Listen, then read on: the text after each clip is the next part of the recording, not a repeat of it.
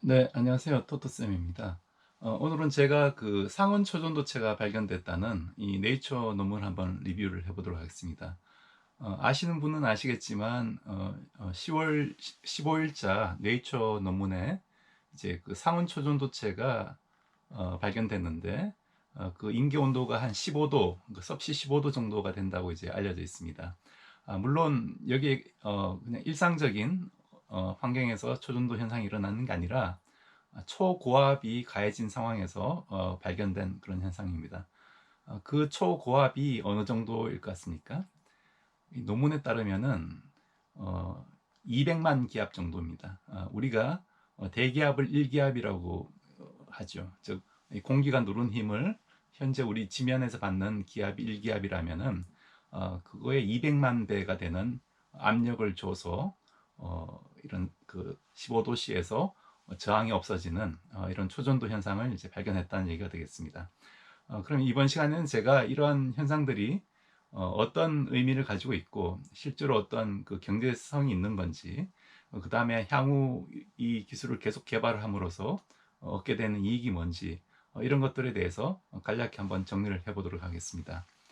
이 초전도체는 제가 지난번에도 한번 말씀드렸듯이 제 이제 박사학위 논문 주제이기도 하기 때문에 저도 관심 있게 지켜보는 분야이고, 또 그래서 상당히 이제 반갑게 이런 그 사원 초전도체 출연을 저도 이제 맞이하고 있습니다.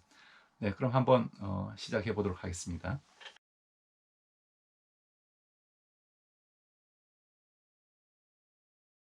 네, 우선 이 논문의 제목은 이제 Room Temperature Superconductivity in a Carbonaceous Sulfur Hydride가 되겠습니다.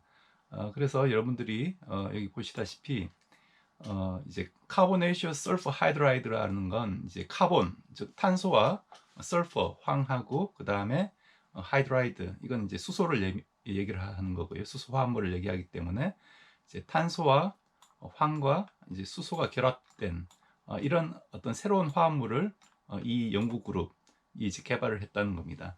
어, 주된 연구는 이제 닥터 랑가 디아스라는 그 유니버시티 오브 로체스터, 즉 로체스터 대학의 어, 그 교수님이 이제 개발을 했고, 여기에 참여한 연구진들은 네바다 대학과 뭐 인텔, 메이저 회사는 이제 인텔이 있습니다. 그건 제가 잠시 뒤에 이제 논문을 한번 직접 보여드릴 거고요. 기본적인 개념은 이런 아주 초과압을 주기 위해서 다이아몬드 엠빌은 이제 모루라는 뜻이죠. 그렇기 때문에 우리가 인조 다이아몬드를 합성할 때 쓰는 그런 그 모루와 동일합니다. 그렇기 때문에 다이아몬드를 어떤 그 모루를 가지고 그 내부에 이런 그 샘플을 집어넣어서 게스켓 안에 집어넣어서 같이 누르는 거죠. 그러면 이제 하이드로 스테이틱한 프레셔가 샘플에 가해지기 때문에 균일한 압력이 가해지게 됩니다. 아주 초과압을 만들 수 있는 그런 장비가 되고요. 여기서 사용한 기압이 적어도 이제 150만 기압 이상 초고압을 이제 사용했다는 게 큰 특징이 되고, 그게 이제 핵심 기술이 되겠습니다. 그럼 이제 논문 한번 살펴보면요. 이 네이처에 이제 10월 15일자로 이제 나온 논문이고, 어, 그 여기서 여러분들이 그 주의 깊게 보셔야 될 것은 이 논문의 저자가 아까 그 랭가 디아스라는 사람도 있고, 유니버시티 오브 로체스터 그룹도 있고, 이제 인텔 코퍼레이션에서도 역시 같이 참여했다는 겁니다. 그렇기 때문에 인텔도 이런 그 상온 초전도체, 즉 기존 실리콘 테크놀로지를 대체할 수 있는 이런 상온 초전도체 기술에 발빠르게 대응하고 있다는 뜻이고요. 그래서 논문에서 이제 그 제시하는 걸 보면은 이제 H3S라는 이런 구조를 일단 만들고 있습니다. 그래서 황이 들어간 이 하이드라이드 물질을 개발을 하고 있고요. 그래서 이것들은 이제 이미 203 켈빈, 우리가 그 273 켈빈 0도씨죠. 273도 K가 이제 그 0도씨를 섭씨로 치면 이제 0도씨를 의미합니다. 그래서 203 켈빈은 즉 마이너스 한 70도 정도 되는 온도인데, 이런 것들이 이미 155 기가 파스칼에서 초전도 성질을 보인다는 게 이제 알려져 있습니다. 어떤 이게 완전히 새로운 연구는 아니고 기존의 어떤 고압을 가해서 초전도체를 구현하려는 그런 연구들의 하나 연장선상에 있다고 보시면 되는데요. 그래서 제가 잠시 후에 어떤 기존의 연구들이 있었던지를 한 두 가지 정도 사례를 들어 이제 말씀을 드릴 텐데, 일단 이런 황화수소 형태의 고체에서 초전도 현상이 일어나는 것들은 이제 알려져 있었는데, 여기서는 이런 여기다가 H2S와 H2의 어떤 프리커서를 잘 섞어 가지고 어떤 새로운 물질을 이제 만들어냈다는 거고요.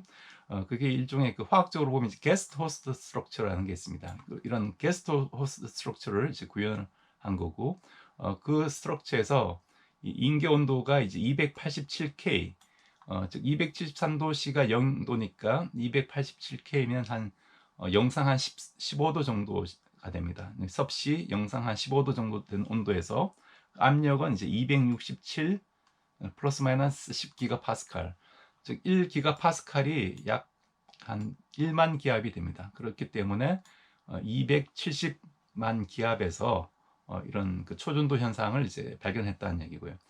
초전도 현상은 여러분들 아시겠지만 우리가 어떤 금속 같은 경우에 온도를 낮춰주면은 저항도 같이 이제 따라서 낮아지게 되는데, 특정 어떤 인계 온도 아래에서는 이걸 우리가 TC, 크리티컬 템퍼러처로 하는데, 이 저항이 완전히 사라지는 그런 현상을 얘기를 합니다. 그렇기 때문에 저항이 없다는 건 이 전류가 지속적으로 영원히 흐를 수 있다는 얘기죠.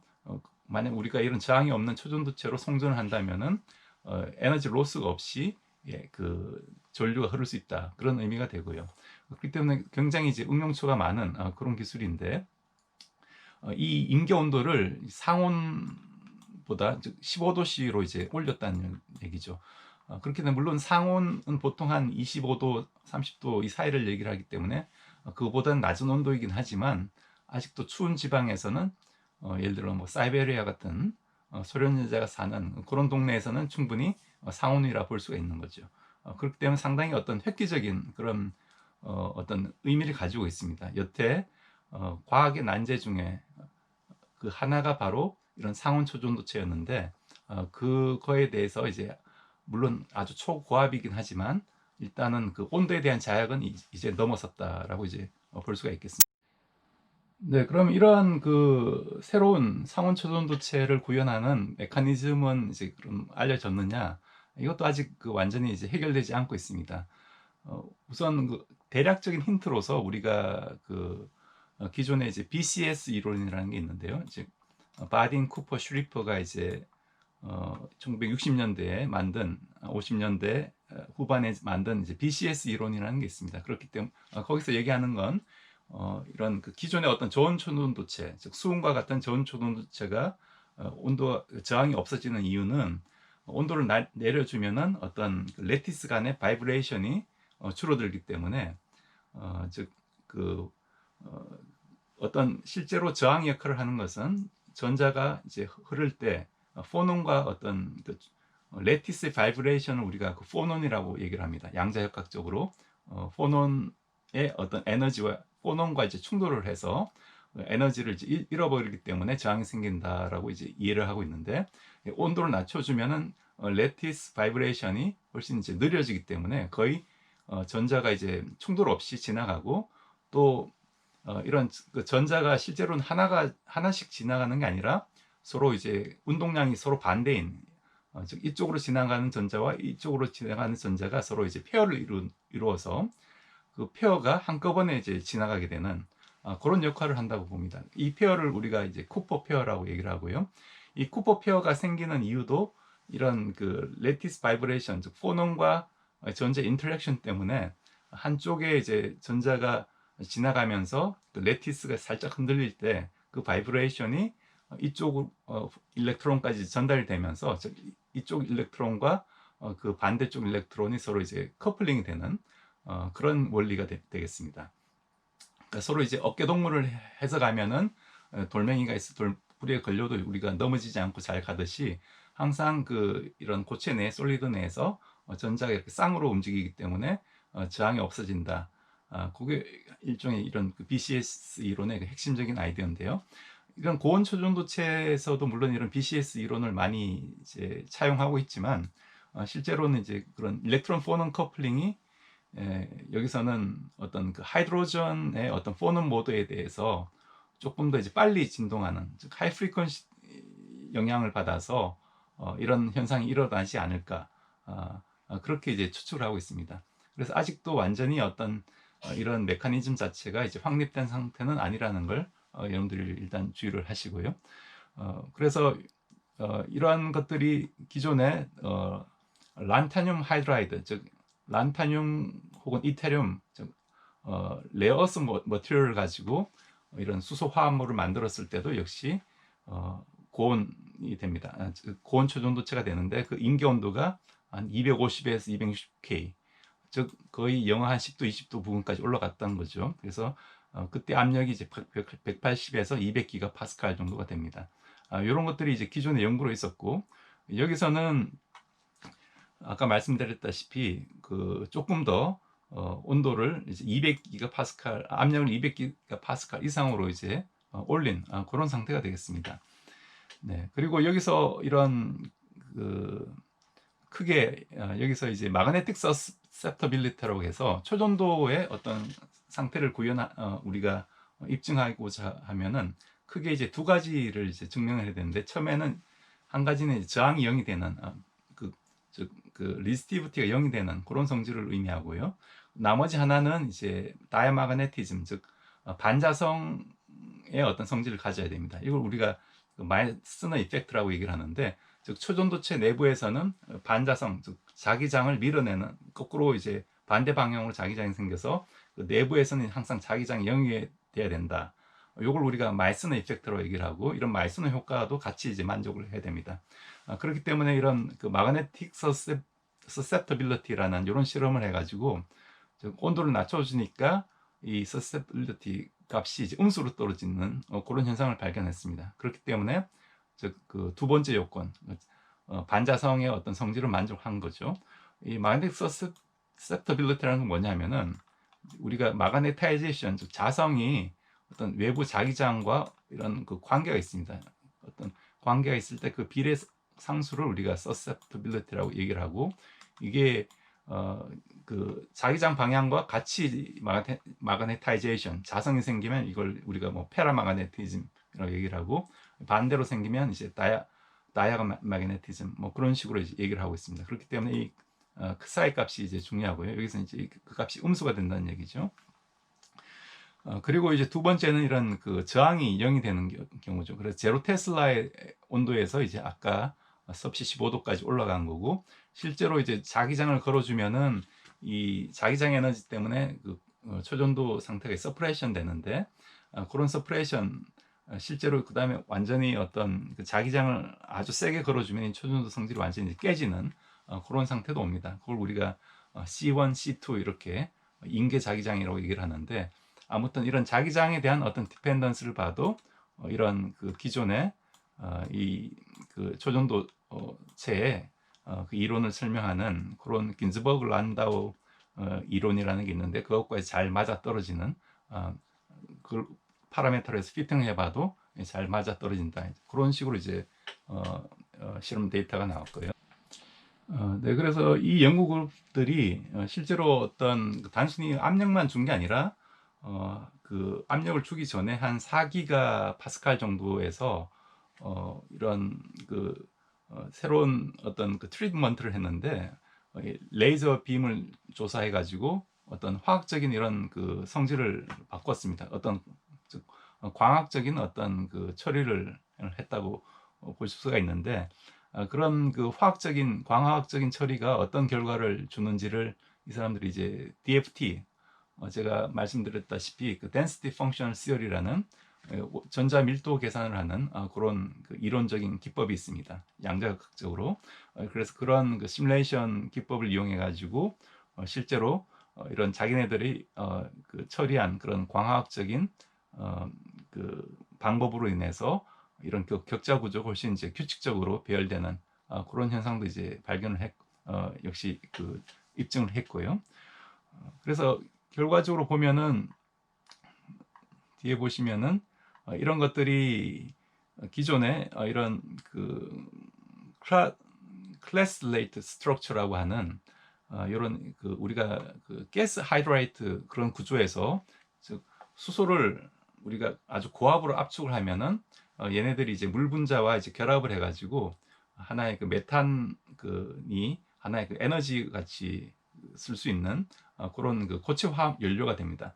그런 것들이 실제로 이제 그 심해 깊은 곳에 많이 이제 묻혀져 있는데 그런 구조와 이제 같다는 거죠. 클래스 레이트 스트럭처라는 건 이제 그런 걸 얘기를 하는 거고요. 여기서는 가운데 어떤 그 레어스 메탈 머티리얼이 있고 그 위에 이제 수소가 이렇게 축구공을 둘러싸듯이 이렇게 배열된 그런 구조가 되는데 이런 구조에서 아주 고압을 우리가 가하면 이런 고압 이런 구조가 형성이 되고 이런 구조에서 이제 초전도 현상이 이제 일어난다라는 게 이제 선행 연구로 이제 알려져 있는 그런 상황이 되겠습니다. 그래서 여기서도 이런 그 규칙적으로 배열된 이런 구조들이 그런 구조가 굉장히 이제 유사하게 이제 바뀌는 유사하다라는 걸 알 수가 있고요. 네, 그럼 제가 이 연구에 관련된 어떤 선행 연구로서 한 두 가지 정도 한번 살펴보겠는데요. 작년에 이제 네이처에 나왔던 그런 논문 중에 이런 그 막스 플랑크 연구소에서 발표된 논문이 있습니다. 이 경우에는 이제 그 임계 온도가 어디까지 올라갔냐면 250 켈빈까지 이제 온도 올라갔고요. 그래서 170 기가파스칼, 즉 그 압력은 조금 더 낮죠. 170 기가파스칼에서 250 켈빈이 되는 임계 온도를 가진 초전도체를 발견했고, 이게 이제 란타늄 하이드라이드 혹은 이테리움 하이드라이드, 즉 이제 레어어스 메탈에다가 수소를 이제 화합한 그런 물질이 되는 거죠. 이런 것들이 이제 그 이런 그 그 초전도체가 되는 그런 현상을 이제 발견을 이미 했었습니다. 여기 대한 시뮬레이션도 이제 DFT, Density Functional Theory로 얘기를 했고요.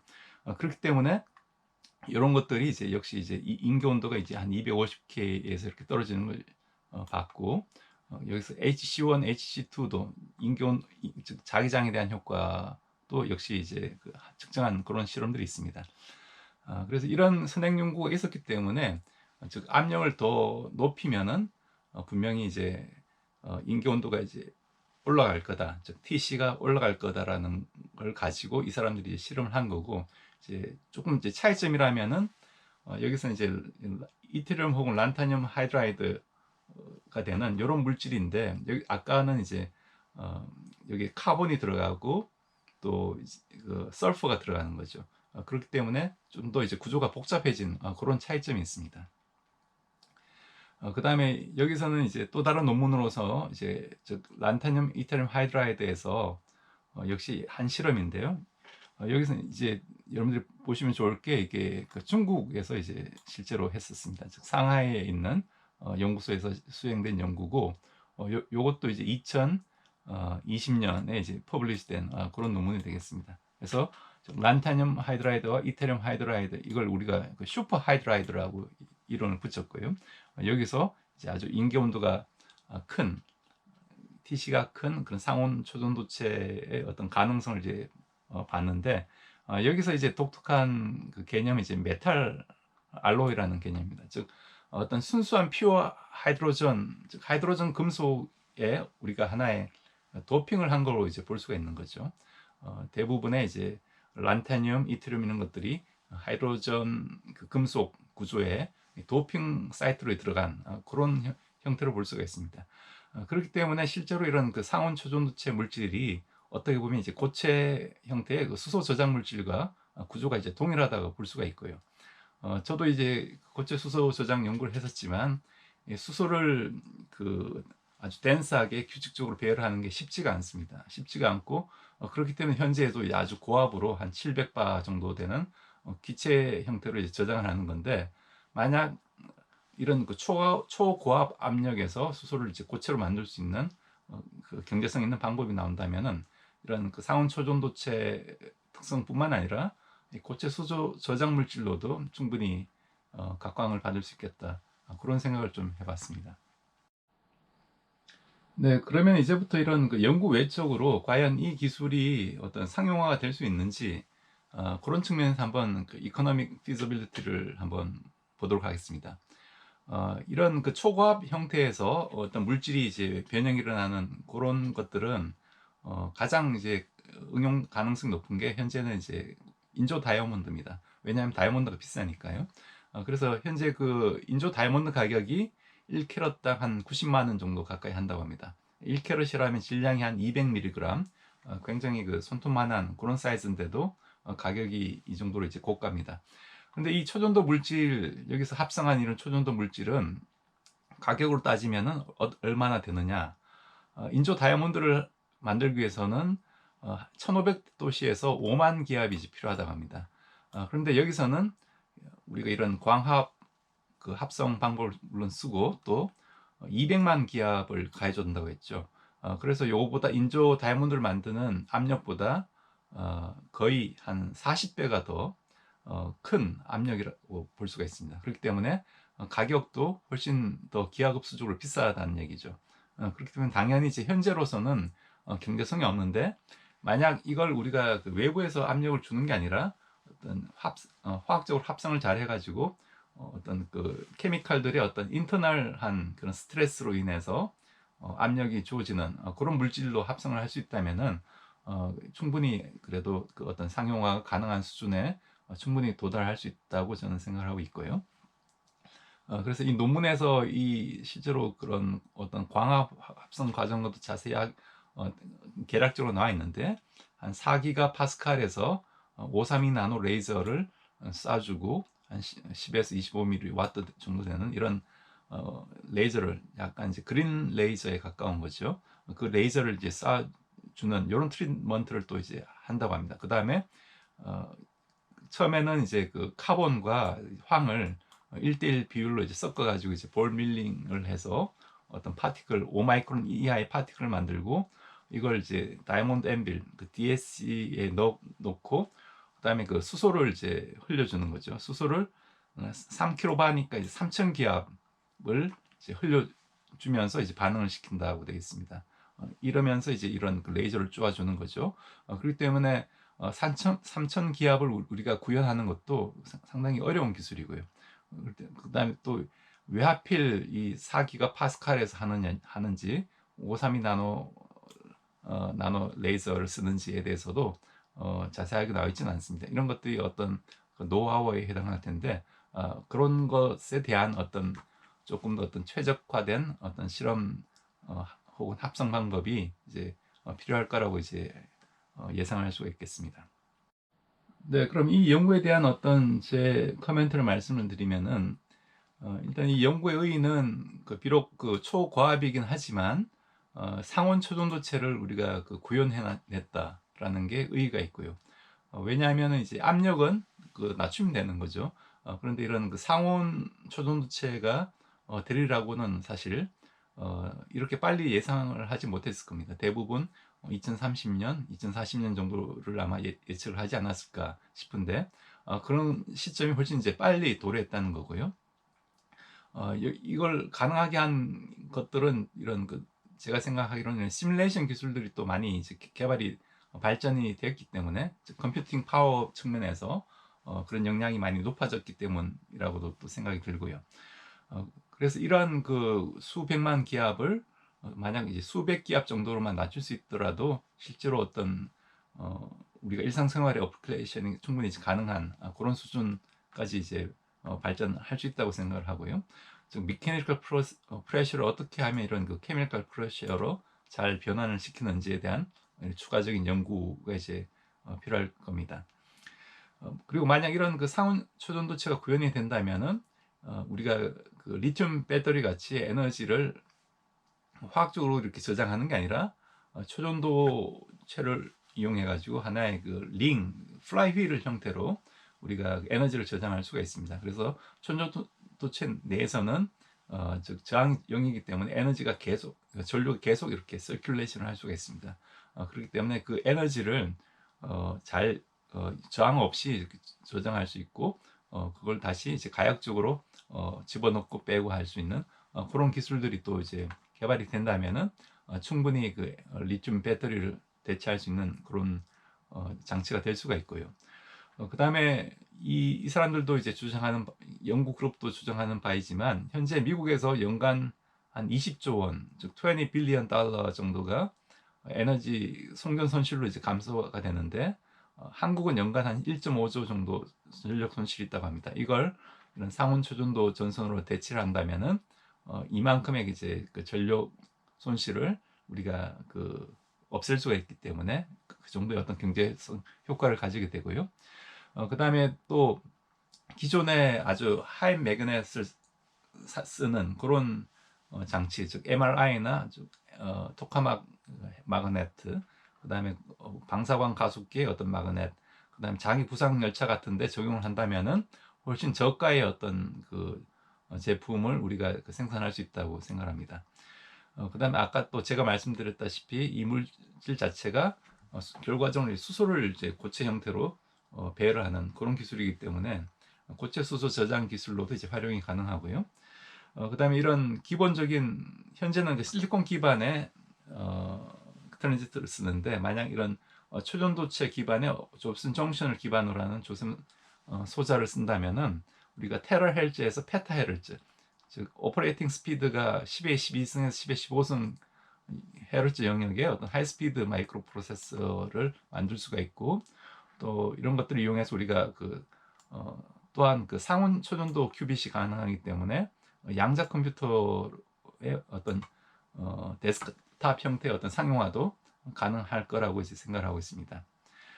그래서 제가 이런 그 초전도 상온 초전도체 연구를 국내에서 하고 있는지 한번 살펴보니까 아직 그렇게 두각을 나타내는 그룹은 없는 것 같습니다. 그렇기 때문에 현 시점에서 늦었지만 독일, 미국, 중국, 그 다음에 그 다른 나라들도 유럽의 여러 나라들도 같이 이제 하고 있기 때문에 지금이라도 어떤 그 국가 차원의 어떤 투자가 필요한 그런 시점이 아닌가 그렇게 생각을 해봅니다. 네, 여러분들 오늘 제 강의 어떻게 보셨는지 모르겠습니다. 이런 그 상온 초전도체가 어느 날 갑자기 튀어나온 게 아니라 계속 이렇게 압력을 주면은 이런 그 메탈 하이드라이드 계열의 물질에서 초전도체 성능이 이제 개선된다는 기존의 연구가 있었기 때문에 발견이 된 거라고 보고요. 그렇기 때문에 우리도 물론 지금 늦었지만 빨리 이런 쪽 연구를 이제 따라가야 될 그런 시점이라고 생각을 하고 있습니다. 그리고 이런 기초 연구뿐만 아니라 이걸 어떻게 상용화할지, 어떻게 이제 대량 생산 공정을 개발할지를 대해서 고민을 하고 트레이스 해야 될 그런 시점이 아닐까 그렇게 생각을 하고 있고요. 그리고 우리나라의 과거 어떤 이런 초전도체에 굉장히 90년대 이제 붐이 일었고 많은 연구자 그룹이 생겼는데 또 이게 또 상용 초전도체가 안 나오니까 다들 또 뿔뿔이 흩어지고 이쪽 연구가 다 이제 연구비가 이제 줄어들고 하다 보니까 다시 또 이쪽 분야가 많이 그 뒤처지게 되었습니다. 이건 우리가 일본이나 미국과 비교할 때 너무 눈앞에 그 보이는 그런 상용화 연구나 그런 이제 소위 말하는 이제 돈이 되는 것만 쫓기 때문에 그렇게 되는 게 아닌가. 심지어 이런 그 대학 계신 분들 역시 유행 타는 연구, 요즘은 다 이제 AI 한다니까 다 모든 과제에 이제 AI가 들어가죠. 그렇기 때문에 이렇게 어떤 중심을 잡고 계속 꾸준히 업데이트되는 연구가 아니라 시대의 어떤 흐름에 방향을 타는 그런 유행 쫓아가는 연구만 하다가 이렇게 또 이런 중요한 어떤 기회를 놓치게 되는 게 아닌가 그런 생각을 조금 해봤습니다. 네, 그러면은 오늘도 시청해주셔서 감사드리고 또 더 나은 컨텐츠로 뵙도록 하겠습니다. 네, 그럼 또 즐거운 한 주 되시기 바라겠습니다. 감사합니다.